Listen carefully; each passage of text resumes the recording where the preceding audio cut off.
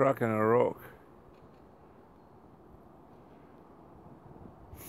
This is part of the Salpocel and Hario. We pull up from here. You see it's been one big rock. And there as well there's another crack, a fissure going down that way. And this is what happens during the winter. You get ice and water going down into cracks and rocks, and then these big stones, they just get split. You can see down there are two little bits. Looks like it's been split off that side of that rock there.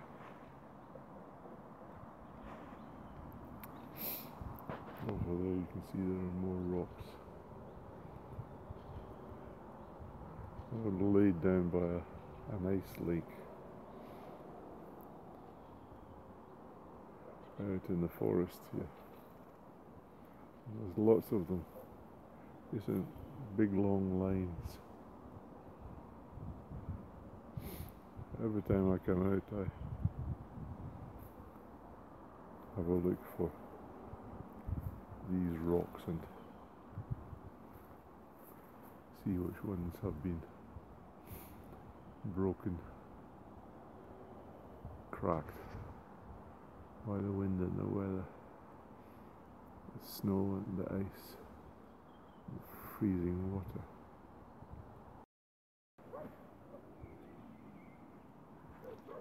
There's another one, big flat rock there. Unexpected, it's been split off this flat surface here. You would imagine that rocks would just be nice and round if they were worn away, but when they have these sort of sharp contours, then you have to think that they've been broken up by the ice, freezing ice. It shows you the power of it. This is perhaps my favourite rock, that big flat surface there. And that big flat surface there.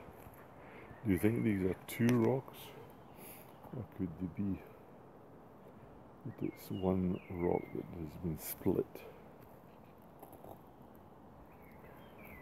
by snow and ice? Let's see if I measured that. 1, 2, 3, 4, 5, 6, perhaps 6.5 to there. Oh, now it's beginning to rain. If we take that one from there. 1, 2, 3, 4, 5, 6.5 to there. I would say that ridge, look at that.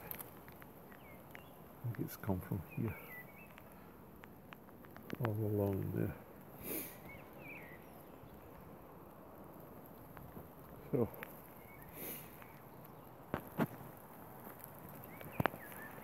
that's it.